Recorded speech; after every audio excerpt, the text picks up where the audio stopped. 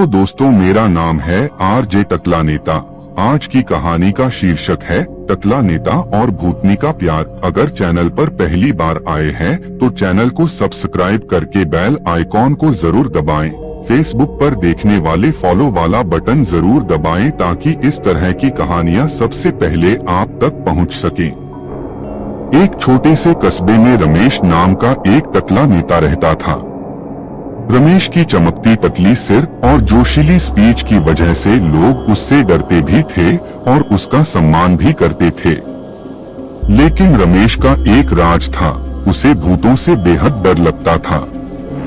फिर भी वो अपने दोस्तों के सामने बहादुरी का दिखावा करता था।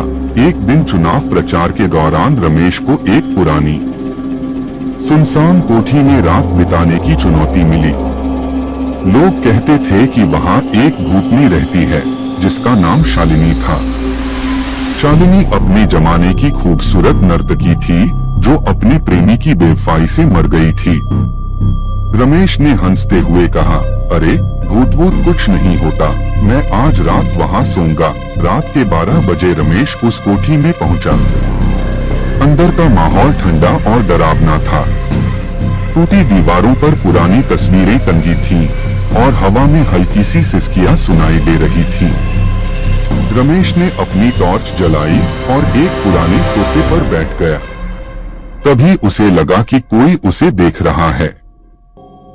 उसने पीछे मुड़कर देखा तो एक खूबसूरत औरत सफेद साड़ी में हवा में तैरती हुई नजर आई। उसकी आंखें चमक रही थीं और होठों पर हल्की मुस्कान थी। रमेश डर के मारे चीखने वाला था, लेकिन शालिनी ने कहा, डरो मत टकले, मैं तुम्हें कुछ नहीं करूंगी। रमेश हैरान था। उसकी टकली सिर देखकर शालिनी हंस पड़ी और बोली, तुम्हारी चमक मुझे पसंद आई। रमेश का डर धीरे धीरे कम हुआ और वो शालिनी से बातें करने लगा। शालिनी ने बताया कि वो अकेली है और उसे एक सच्चा साथी चाहिए। रमेश को उसकी खूबसूरती और मीठी बातों ने मोह लिया। दोनों में प्यार की बातें शुरू हो गई। लेकिन ये प्यार आसान नहीं था। अगली रात जब रमेश फिर कोठी में आया तो शालिनी का रूप बदल गया। उसकी आंखें काली हो गईं और चेहरा डरावना हो गया। उसने रमेश से कहा, अगर तुम मुझसे सच्चा प्यार करते हो तो मेरे साथ इस कोठी में हमेशा के लिए रहो। रमेश घबरा गया। उसने कहा, शालिनी, मैं नेता हूँ, मुझे चुनाव लड़ना है, टकली चमकानी है, मैं यहाँ कैसे रह सकता हूँ? शालिनी गुस्से में चीखी, तो फिर तू यहाँ से जिंदा नहीं जाएगा। कोठी का दरवाजा अपने आप बंद हो गया। रमेश ने भागने की कोशिश की, लेकिन शालिनी का भूतिया हाथ उसकी टकली पर आ गया।